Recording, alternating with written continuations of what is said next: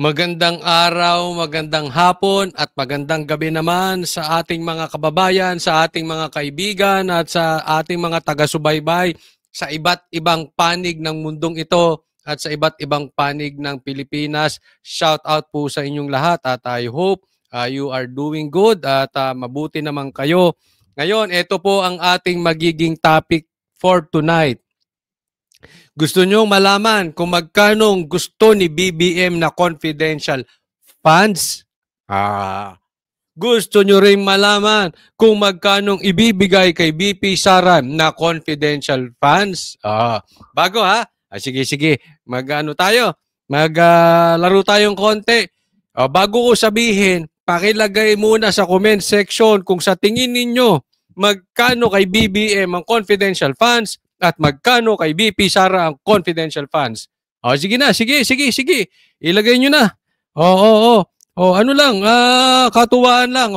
Sige nga, sa tingin ninyo, paano pagkakakilala nyo kay BP Sara at kay BBM? Magkano ha? Sige, ilagay nyo. Ang pangalawang topic natin, ako si BBM. Naisahan ni BP Sara. Syempre, matalino to si BP Sara. Alam mo naman yan si BBM. Sabi nga ni PRRD, weak yan eh. So, naisahan. Bakit? Mamaya pag-uusapan natin. At pangatlo, BBM, inamin. Inamin na nga ba na addict siya? Siya ay lulong sa droga? Inamin na? Pag-uusapan natin yan. So, hindi na po natin pagtatagalin ha. Dediretso na po tayo agad sa topic. Pero bago tayo magsimula, huwag nyo pong kakalimutan. I-like tong video na ito, tulong-tulong po tayo. And sana, wag nyo rin kakalimutan, doon sa mga hindi ko pa po subscriber, subscribe po kayo dito kay Coach Oli News PH. Ayan, simulan na po natin agad dahil kay Coach Oli, ang bida ay ang balita. Ito, tingnan natin ha. Ito po ay nakuha ko po sa Facebook po ni Jimmy Bondok. At ako'y sa tingin ko hindi naman sinungaling to si Jimmy Bondok. Sa katunayan matinupong tao ito. No? So ito po pag-uusapan natin ha. Ayan. Saglit lang po. Saglit. Ito tingnan po ninyo, proposed confidential and intelligence funds based on the 2025 national budget. So ang ibig sabihin, ito po yung gusto nila maging confidential funds.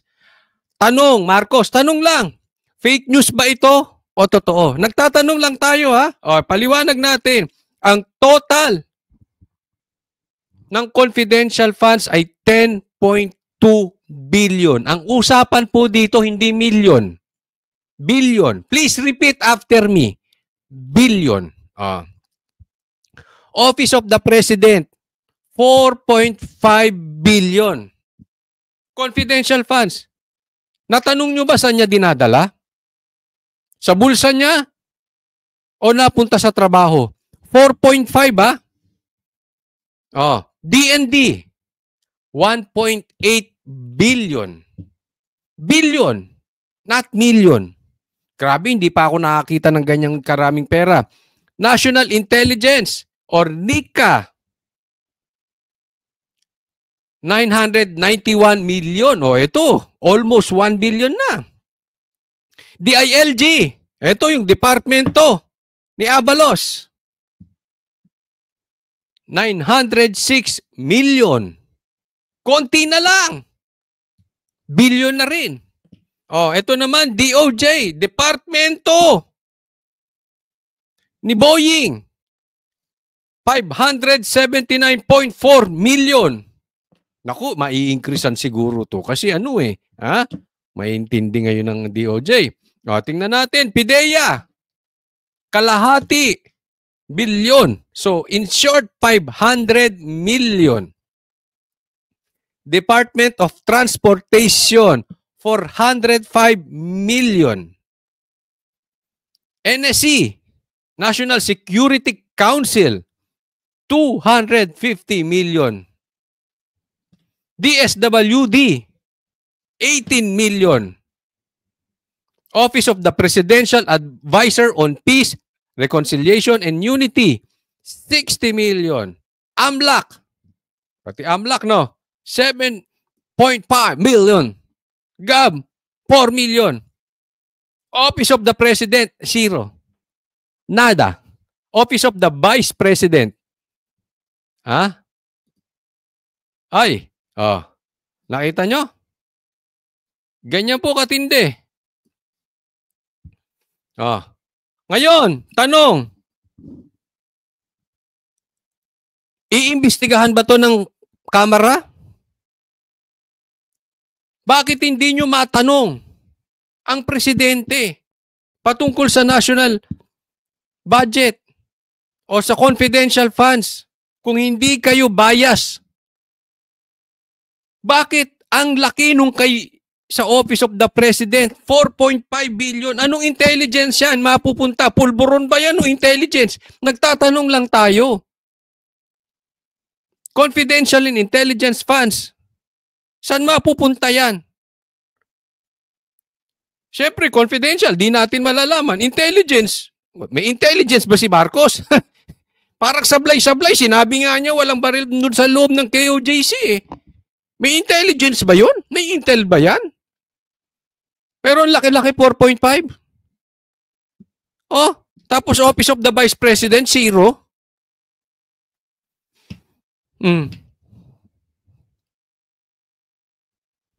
PIDEA nga, 500 billion eh. Ano kay BP Sara, 150 million lang, ginagawa nyo pang issue. Diba?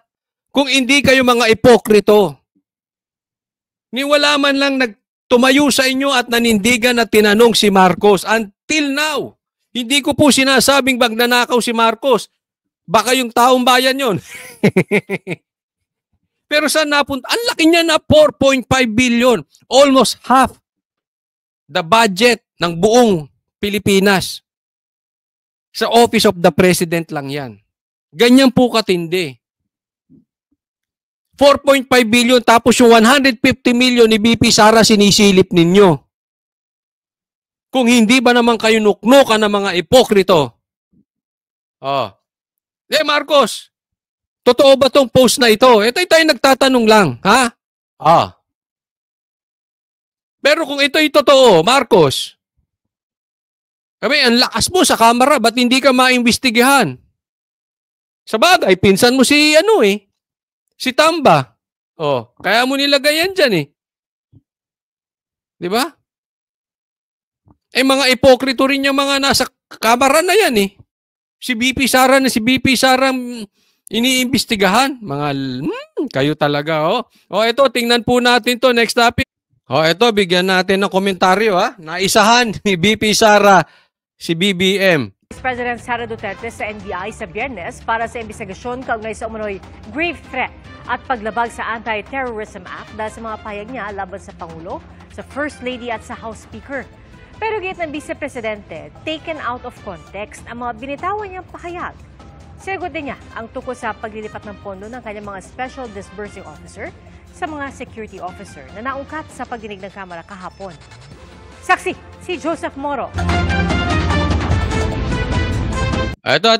Mamayang konti ha. Pag-usapan natin ha. BBM, inaming gumagamit.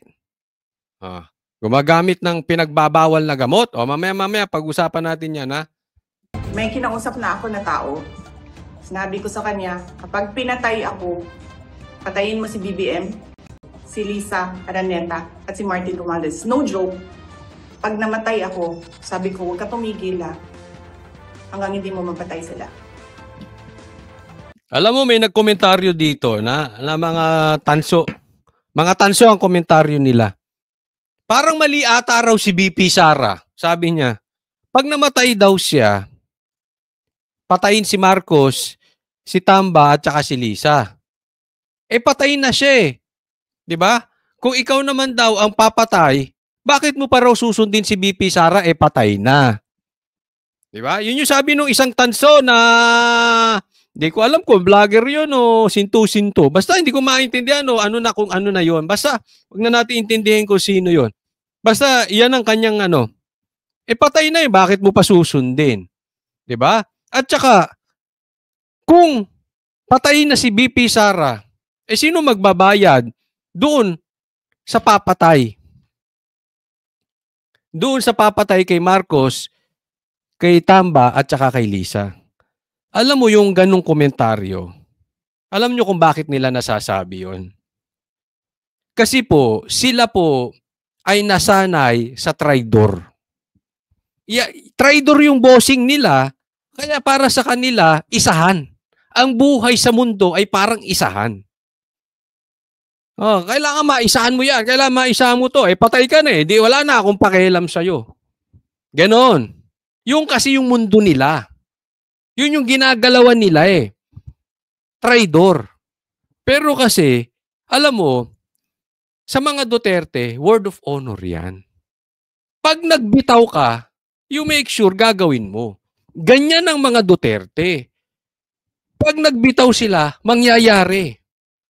Pag sinabi nila, susugpuin natin ang adik, susugpuin. Hindi ibig sabihin na nag-fail sila dahil hindi naman naubos ang adik. Pero significantly, sa lahat ng naging presidente, Duterte lang ang nakasolve ng drug addiction sa Pilipinas.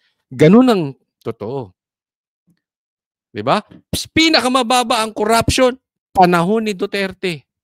Ibig sabihin, hindi mo kailangan sisingilin ka basta't nangako ka, tuparin mo.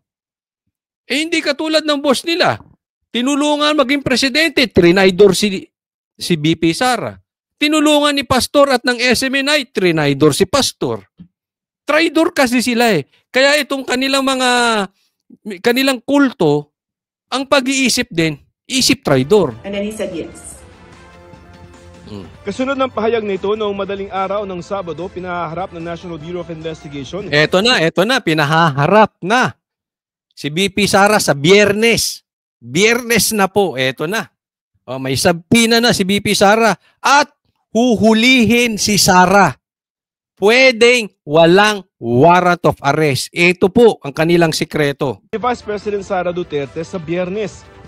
Base sa sabpina ng NBI, pinagpapaliwanag si Vice President Sara Duterte para sa posibleng reklamo ng grave threats at paglabag sa anti-terror law, batas na pinirmahan ng kanyang mismong amang si dating Pangulong Rodrigo Duterte noong taong 2020 lamang. Kung may schedule ng pagdinig sa Kamara ang bise, pwede raw siyang magpadala ng kinatawan para i-reset ang kanyang pagharap sa NBI. Kailangan niyo pa siya? Sana po, mas maganda kung mismong yung Vice President na pupunta. This will be a fair investigation, impartial. Nako, sabi niya, this will be fair investigation and impartial. May mga nagsasalita na mga taga-NBI na na yung ginawa ni BP Sara ay threat, death threat. Paano naging impartial? May desisyon na yung mga kasamahan nyo. Lumalabas na sa media. Na threat nga yung ginawa ni BP Sara. Paano impartial doon? Naglolokohan ba tayo, sir? Pambihira. Kayo ba naniniwala kayo sa magiging impartial yung investigasyon na yan? Yan din ang sinabi ng Kamara, impartial sila eh. Para sila sa katotohanan. Di nga. Impartial.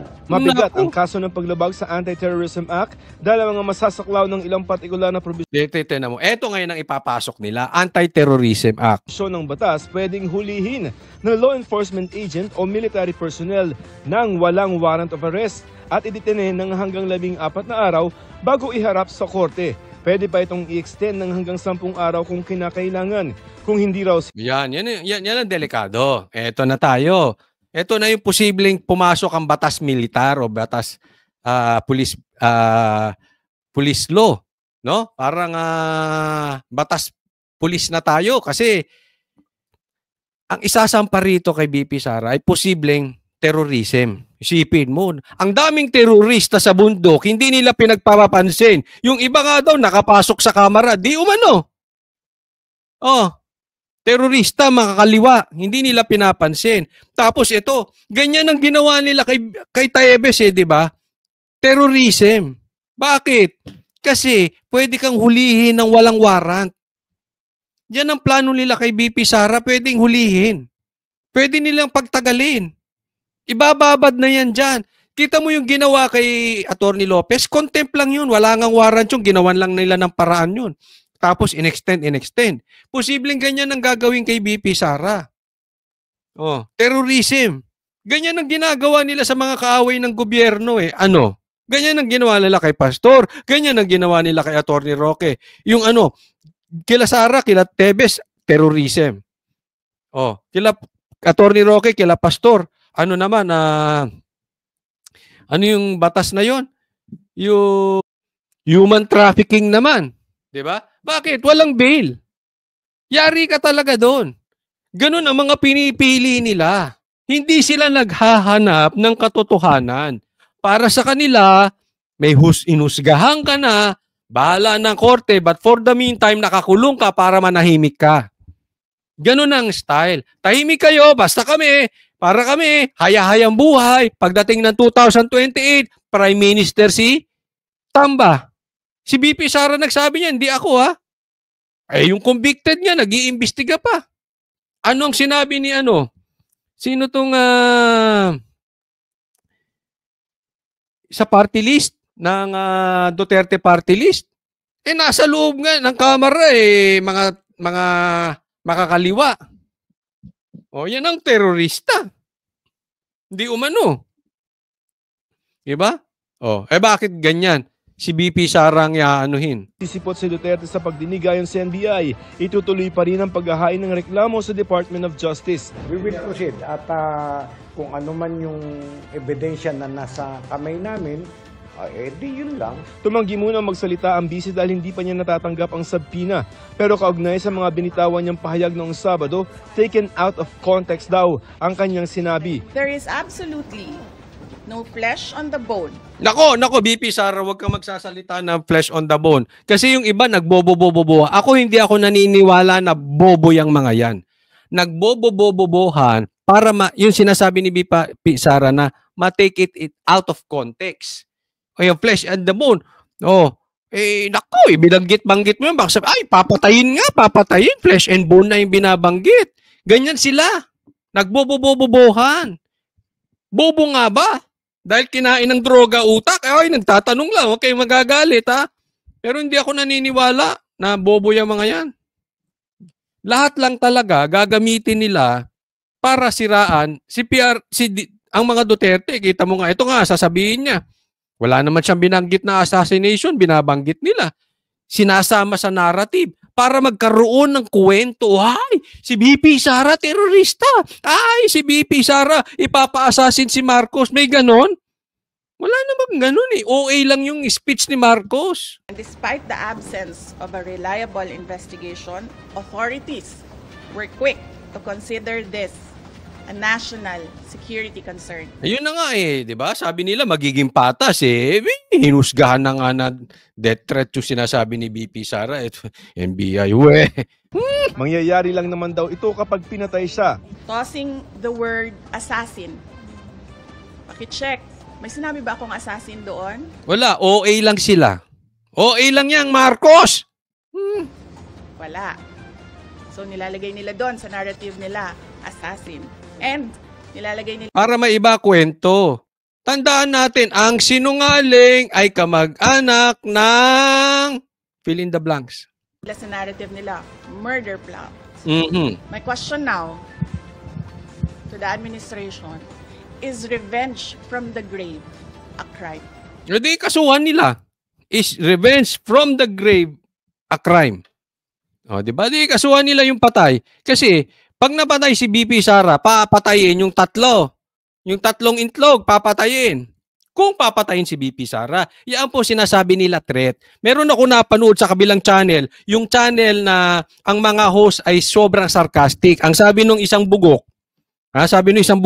parang ano yan eh, it's either you are pregnant or you are not pregnant. Hindi ka pwedeng half pregnant at hindi ka pwedeng half pregnant. Dapat pregnant or hindi ka pregnant. Ganun lang. Sabi nung isang komentaryong laging sarcastic, yung nakaganon yung mukha. Basta, bahala na. Yun eh, titignan nyo na lang. Sabi ko, mali yun. Mali yung analogy niya. Kasi yung kay BP Sara, papatayin lang naman kung namatay siya. Ibig sabihin kasi, may threat.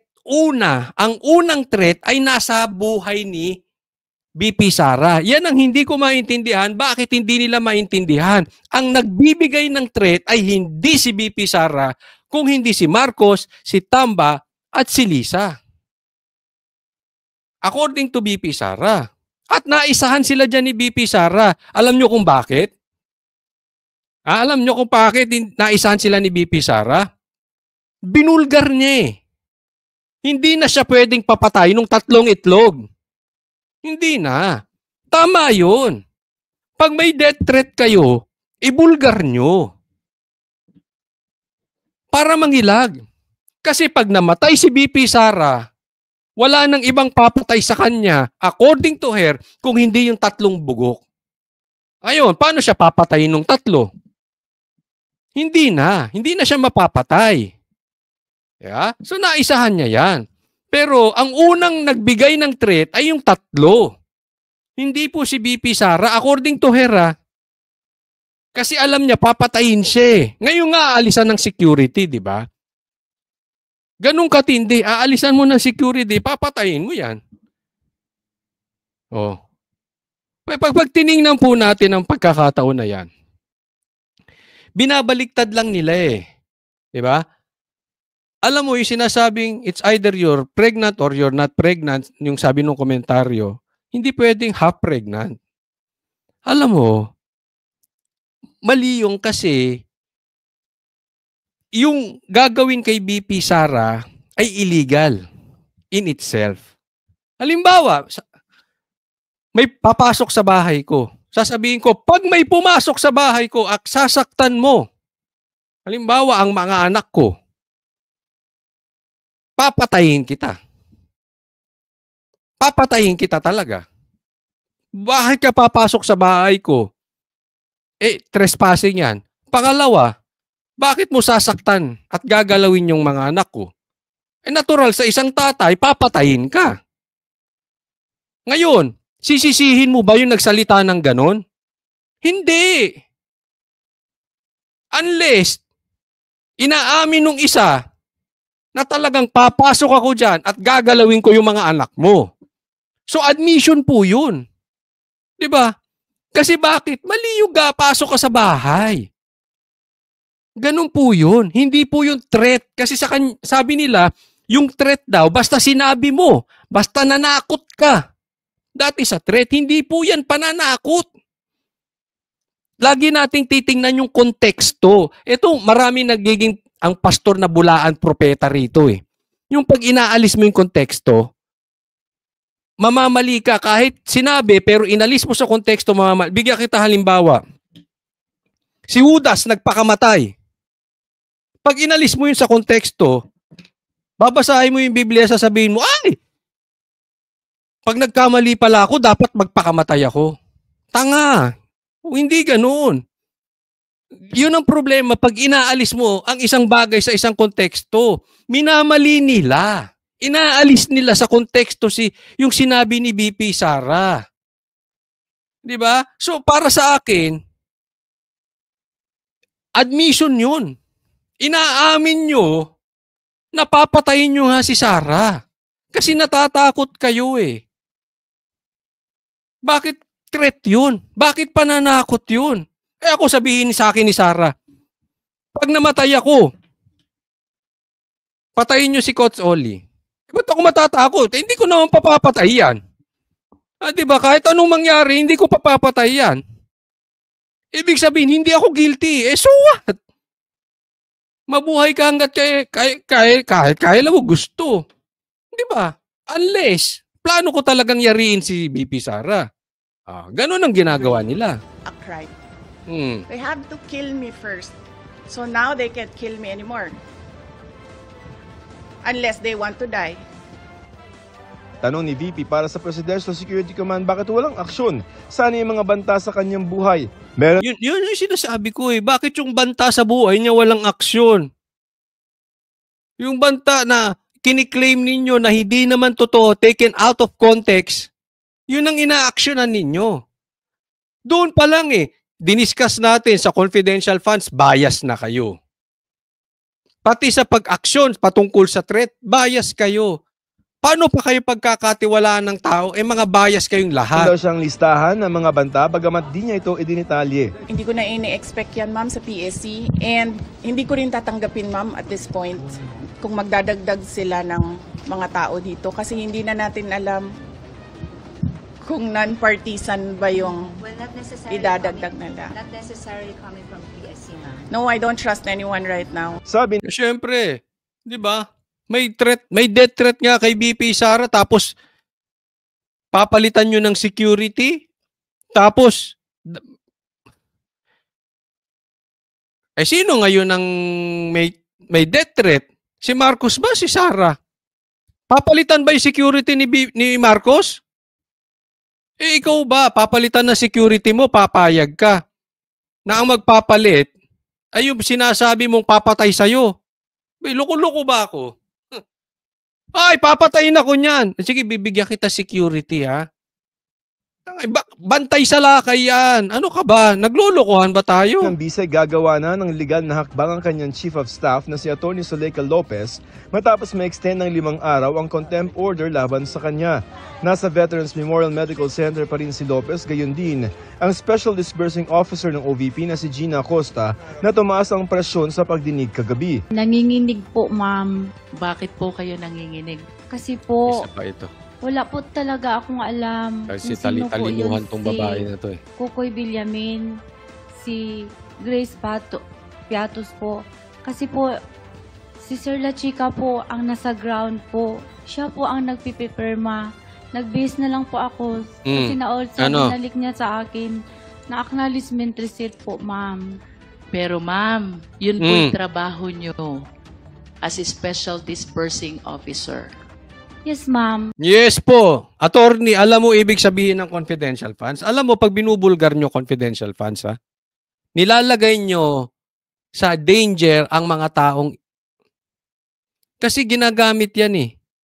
Posibleng yung ibang tao nandoon ginamit para makapunta doon at maging espiya doon sa mga nagdodroga, doon sa mga makakaliwa, doon sa mga NPA, mga terorista, makakaliwa, ma'am. Tapos papaamin nyo kung saan yung confidential funds. O diniyari nyo yung nasa loob.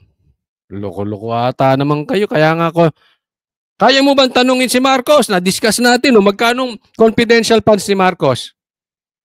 Pero may utos po ang aking boss, ma'am, na i-release ko po kay Sir La Chica, ma'am. Si Vice President Duterte umano nag-utos kay Acosta na ibigay ang 125 million pesos sa isang Colonel Chica na hepe raw ng VP-SPG o Vice Presidential Security and Protection Group. Sa DepEd naman, ang disbursement officer noon na si Edward Fajarda, inaming ibinibigay niya ang confidential funds sa isa namang Colonel Dennis Nolasco. Bagay na di raw tama ayon sa ilang kongresista. Sa huli, it is a command responsibility. At talagang nakikita naman natin na lahat sila ay sumusunod lamang, no? Ito yung sinasabi ko sa iyo. Napaka-bias nila eh. Napaka-judgmental. Una, hindi naman sila dapat nanghuhusga. Nandiyan sila para gumawa ng batas. Tapos magbibigay sila ng komentaryo na ganyan. Di ano nangyari sa kanila? Nanghuhusga sila. Hindi nyo brad trabaho magdesisyon kung sino ang may kasalanan at kung sino ang tama. Pala desisyon kayo ang trabaho nyo gumawa ng batas. Tapos sasabihin nyo hindi kayo bias. Sasabihin nyo para kayo sa Pilipino. Para kayo sa Pilipino, para sa sarili nyo, may sarili kayong agenda. O may kasunduan kayo. Nagtatanong lang. Sa utos ng ating Vice Presidente. So sa huli, kung may makitang mga paglabag sa batas, kung may makitang kailangang may managot, kailangan akuhin, no, ng ating Vice Presidente ang pananagutan dito sa pagkukulang. That could be malversation proper or worse, plunder. Kasi hindi, sabihin nyo na, adik si Sara, mamamatay si Sara, si Sara pumatay kay Rizal, si Magellan pinatay ni Sara. Yan naman ang punto ninyo eh. Ako sa inyo, madaliin nyo na. Kung gusto nyo ipa-contempt si Sara, huwag kayong matakot. Kung gusto nyo pa-impeach si Sara, gawin nyo na, huwag nyo na pagpatagalin. Kung gusto nyo ikulong si Sara, ipakulong nyo na. Kasi kahit naman anong awat, kahit anong paliwanag sa inyo, hindi, yung utak ninyo, fix na. May desisyon na kayo Kaya nga sabi ko, drama-drama na lang yung investigasyon na yan. Kahit anong sabihin ni BP Sara, hindi kayo maniniwala. What the heck is that investigation for? Sasabihin nyo naman, in aid of legislation. Ba't kayo nagde-decide kung tama si Sara o mali? Di ba? Di sana sabihin nyo, hindi. Hindi na kami para humusga kung sinong tama o mali. Gagawa kaming batas. Obvious sa bibig nyo mismo, lumalabas na bias kayo. So, ipakulong nyo na. Huwag nyo nang pagtagalin. Nag-aantay rin ng taong bayan Pasa po ito sa 50 million. Pag yung budget ay ginamit nyo po sa iba, ang titino no matter how lawful it is, ang lilinis that nyo. is technical malversation. Pinayagang makauwi ang 4 na OVP staff na dumalo sa hearing kahapon. Sabi ng mga kongresista, umaasa sila Sabi ng mga matitinong kongresista, yan. Antitino niyan. Antitino. Ang lilinis niyan. Rin sa susunod na hearing sa Biyernes, ang mga na-ospital na sina Lopez at Acosta, gayon din si Vice President Duterte. Sa panayam sa bise kanina, itinanggi ni VP Sara na binabantayan niya ang mga tauhan niya sa ospital para hindi makapagsalita ang mga ito. Laban sa kanya, tinanong din siya tungkol sa paglilipat ng pondo ng mga SDO sa mga binabaliktad pa si BP Sara, binabantayan niya raw sa ospital yung mga tao niya para hindi makapagsalita. Halos nagmamakaawa na nga at halos lumuhod na si Atty. Lopez na wag siyang iwanan ni BP Sara. Yung tao nga niyang nagre-request na dapat andyan si BP Sara para siya bantayin.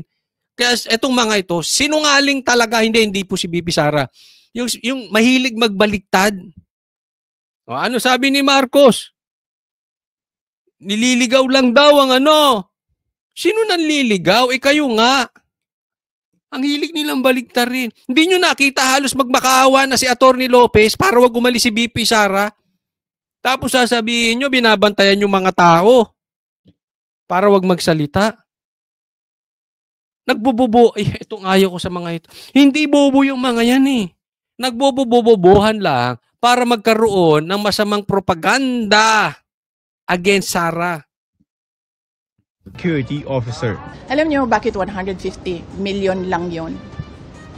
Kasi kinompute yun kung buwan-buwan ano ang gagawin at ano ang i-implement. Parang parehas pa tayo ng t-shirt, BP Sara.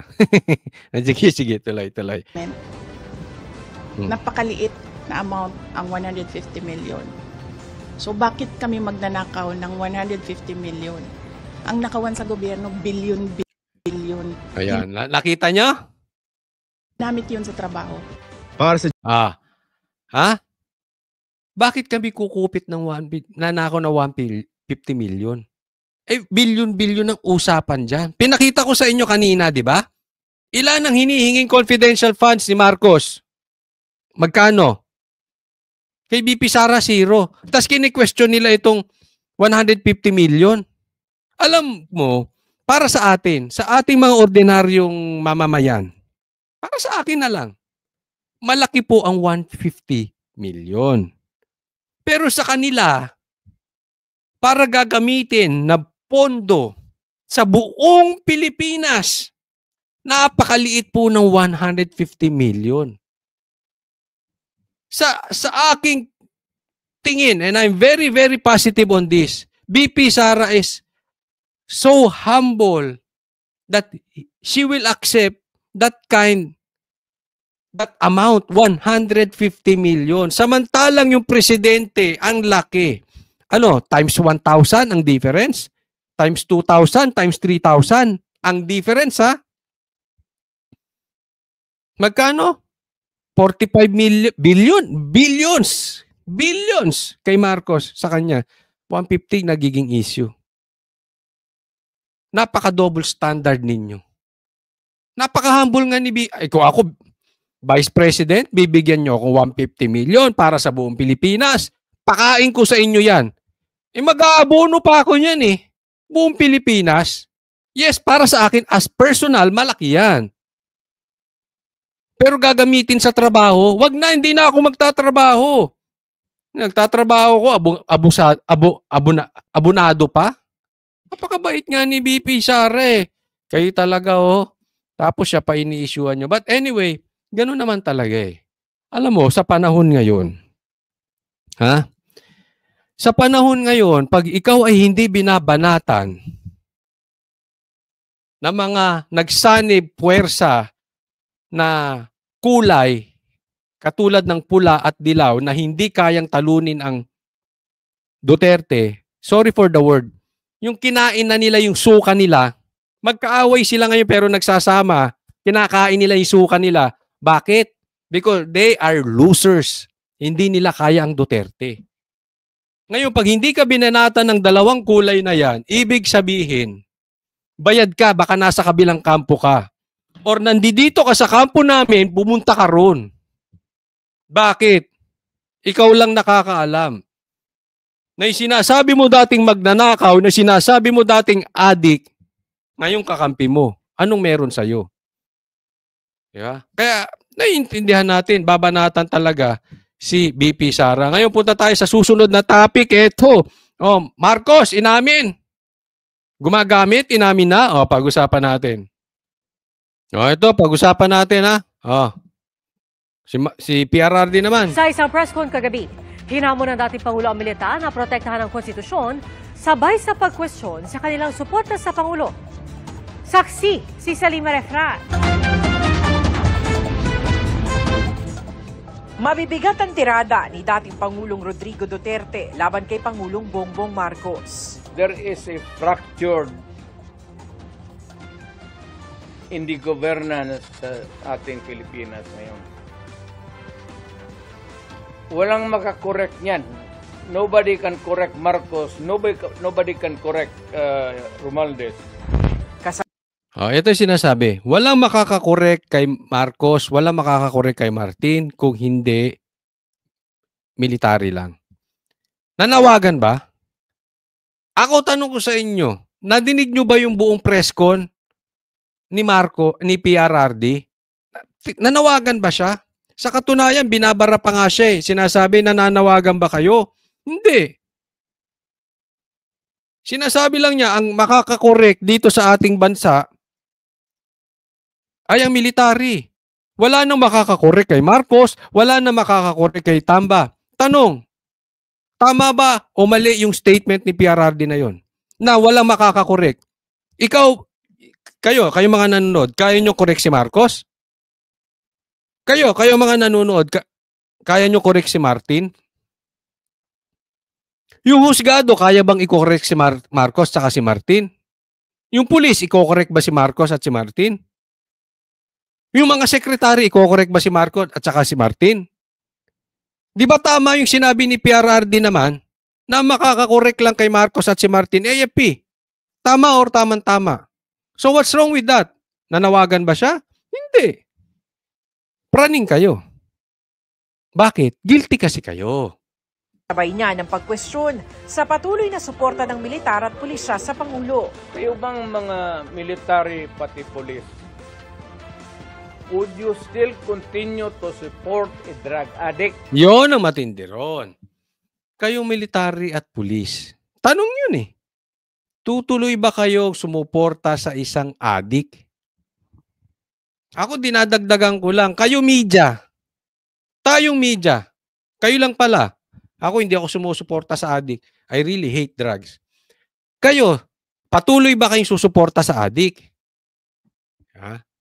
Alam mo, kung magagalit si Marcos sa sinabi dito at gagawan niya ng issue to si PRRD at paiimbestigahan niya, it is as if inaamin ni Marcos na lulong siya sa droga. Bakit? Patuloy kang susuporta sa addict. So ibig sabihin, until now, gumagamit pa rin si Marcos. Hindi lang before, until now. Ibig sabihin, continuous gumagamit si Marcos. Kasi kung hindi siya gumagamit, ang sasabihin niya lang, ay sorry, hindi ako gumagamit. Pero nagalit siya, paiimbestigahan si PRRD. Ibig sabihin, totoo yung sinasabi ni PRRD na ang presidente ay adik, gumagamit. Di ba? Eh kung ako sabihin mo adik, bahala ka. Eh chinismis nga akong bakla. Oh, eh kahit saan tayo makarating, hindi ako bakla. Eh kahit i-chismis mo akong adik, kahit isang beses, hindi ako nakatikim ng droga, kahit rugby, di okay lang. Walang problema. Hindi totoo. Sabat ako, bakit ko sasabihin na paimbestigahan yan? Di ibig sabihin, inaamin mo na ang isang presidente natin, inaamin nyo ang presidente natin, adik. Diba? Ganun kasimple yun eh. Huli na naman. Alam mo, naiisahan talaga sila ng Duterte. Yung mga reaction nila, very defensive. Ganyan na nagiging style ng Duterte. Ha? Pinapalabas ng mga Duterte kung ano yung talagang nasa loob ng kanilang nang-aapi sa kanila. It is as if they are admitting, inaamin ni Marcos na addict siya. Ano pa nga ba? Ba't siya magagalit? Kasi simple lang eh. Kaya nga ang taong bayan nagagalit, alam mo kung bakit? Pwede namang i-deny ni Marcos, hindi ako addict. Pwede niya sabihin, dati siguro tumitira ako pero matagal na akong sober. 10 years na akong hindi gumagamit. Para patunayan, pupunta ako doon, magpa-drug test tayong lahat. Walang ganong statement kay Marcos. Kaya tapos magagalit ka kay PRRD. Paiimbestigahan si PRRD. E di in short, inaamin mong addict ka, wala eh. Nagagalit ka lang. Hindi mo ma-deny. Hindi ka magpa-drug test. Simple-simple no? Ba't ba iniiwasan mo drug test? Hindi ako nagbibintang, ha? Ako'y naniniwala na posibleng hindi ka gumagamit. Posible. Pero hindi naman importante yung paniwala ko sa iyo, Marcos. Ang importante magpa-drug test ka para maniwala ang taong bayan sa iyo. Alam ninyo kung ano, pero tanungin mo lang yung Presidential Security Command. Siguro PSG sinasabi nyo or PSC, di ko alam, Philippine Security Command. Tanungin ninyo kung adik yan. You did not go far. Yung mga tao ninyo sa military. Tanong. Hanggang kailan? Browner, tanong sa'yo. Hindi mo ba alam kung adik si Marcos or hindi? Hanggang kailan kayo Kayo magsuporta ng drug addict na presidente. Ayon sa dating Pangulo, may mali sa pamumuno sa bansa at tanging militar lang daw ang makapagtutuwid. It is only the military who can correct it. Hindi na sila magkudita na magpunta yung tangki digira na. Sabihin lang nila na ayaw na namin yung laro ninyo. Out kami dyan. Kasi kung walang military, yung laro nila, wala na. Hamon pa niya sa mga ito, protektahan ang yung laro nila kung walang military, wala na yun. Masama ba yung sinabi ni PRRD na yun? Hindi. Ano bang laro ibig sabihin ni PRRD? Malamang pagnanakaw. Kasi diniscuss niya dyan pagnanakaw. Yung konteksto po pagnanakaw, drug addiction, at yung mga pang-aabuso sa kapangyarihan. Yung laro nilang yun, kung walang support ng military, hindi mangyayari. Masama ba yun? Wala nang nakawan? Wala nang pang-aabuso? Wala nang adik. Masama ba yun? Konstitusyon. I'm challenged to the military itself.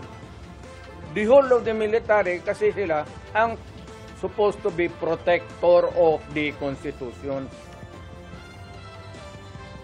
Now tell me, kung protector sila ng Constitution, are they willing to still protect the president who is a drug addict for another 4 years?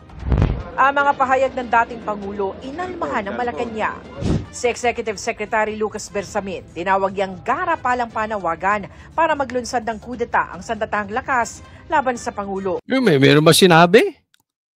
Ha? May panawagan ba si Duterte na ganyan, si PRRD na ganyan? Alam mo kayo, iniiba nyo lang yung konteksto lagi. Yung konteksto na sinabi ni BP Sara, yung konteksto ng sinabi ni PRRD. pinanood ko yun ilang beses. Wala naman siyang panawagan na mag-alsa laban sa gobyerno. Alam ko hindi kayo bobo. Nagtataka lang ako bakit kayo nagbobo-bobo-bobohan. Hindi ako maniniwala na hindi nyo alam kung ano ang ibig sabihin ni PRRD. Wala, nagbobo-bobohan kayo. Wala na raw mas makasarili pang motibo sa paghihikayat na patalsikin sa pwestong presidente. Ayan. Para lang makaupo ang sariling anak. Ayan, yan ang narrative nila ngayon. Patatanggalin ng presidente para makaupo ang sariling anak. Alam mo, actually, sinasabi sa amin ni PRRD yan before pa. Nang nakakausap namin siya, at sabi niya, ayaw niya nang makialam. Kasi sasabihin, ito sinasabi nitong mama na to. Yan ang sasabihin. Alam na ni PRRD. PRRD are way ahead of them. Alam na nila ni PRRD kung anong sasabihin nitong mga kampi, itong mga kampo ni BBM. Di ba? Hindi. Ang tanong dito, ES Bersamin, totoo ba yung sinabi ni PRRD? Na adik si Marcos. Ayun ang issue. Hindi yung makatake over si BP Sara or hindi. That is not the issue. Ang nakaupo ngayon as president ay si Marcos. So let's do this first. Kasi hindi maganda kung may adik na presidente. Now, hindi ko pinagbibintangan si Marcos. Kaya nga tinatanong kita. Dapat yun muna alamin natin yung sinabi ni Marcos na dapat sagutin ni BBM. Tanong ko sa iyo, ES Bersamin, adik ba si Marcos? Kung hindi, magpa-drug test. Totoo ba yung may pagnanakaw?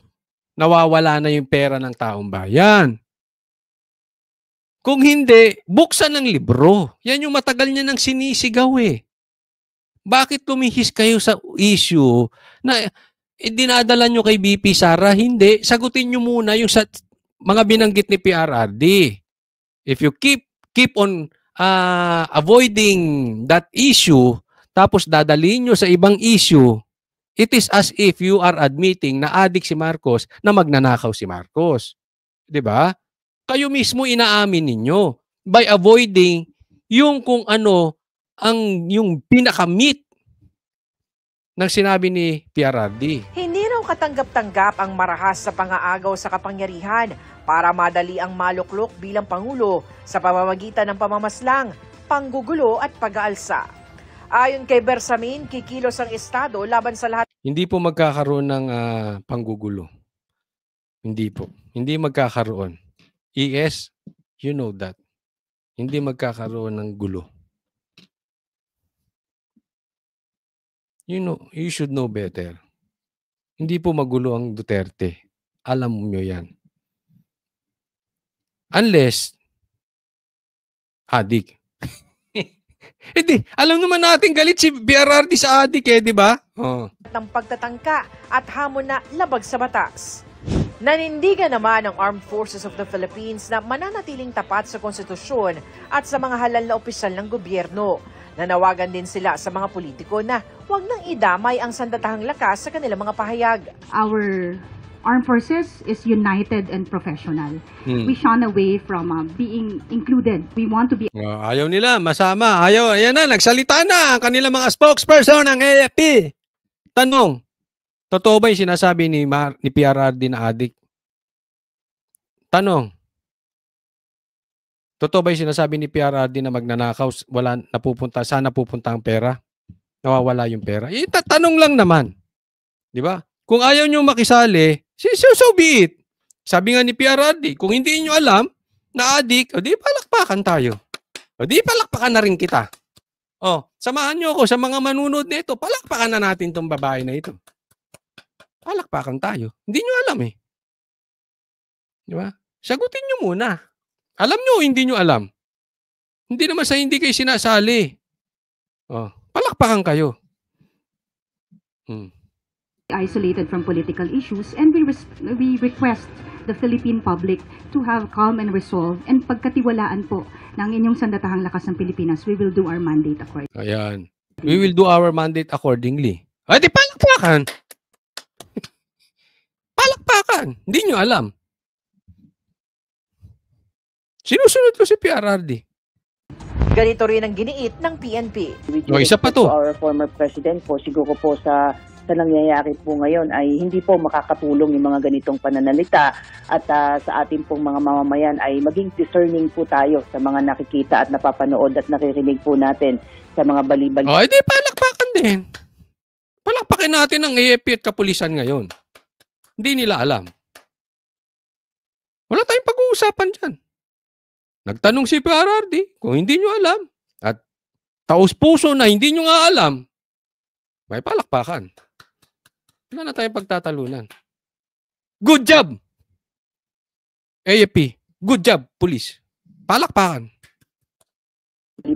Ang Department of Justice iimbestigahan na rin ang mga pahayag na ito ni Duterte. For him to invite the military to have a part in seeking remedy is bordering on sedition and is legally actionable. We will have to look at every angle. Wag nyo nang tingnan. Sinabi nyo na na legally actionable. Parang nadesisyonan nyo na mali si PRRD. Bakit nyo pa titingnan ng anggulo? May desisyon na kayo. The threat issued by the Vice President is something that should also be factored in. Whether this is really part and parcel of a bigger plan for destabilization. Sinisikap naman ng GMA Integrated News sa makuha ang panig ni House Speaker Martin Romualdez. Hindi magsasalita yan si Martin. Mag-aano muna yan, mag-iimbak ng lakas ng loob. Tapos pasusulat niya para makakabasa siya. Hindi magsasalita. I-try nyo. I-try nyo dun sa magpinsan. Press con, live. Walang naka-planted na tanong. Media. Tanong ko lang sa inyo rin. Tingin nyo kaya ng dalawang yan? Huwag nyo na kunin yung panig. Papatawag kayo niyan tapos sasabihin, eto. Magbabasa ako. Basa! Okay, isisend na lang sa inyo yung video. Pero sabi ng kanyang mga kaalyado, Inciting to sedition because they're calling on the AFP to, take up arms against the government. Linis? This is another diversionary tactics, no? Ang lilinis. Para Ay, tama na yan.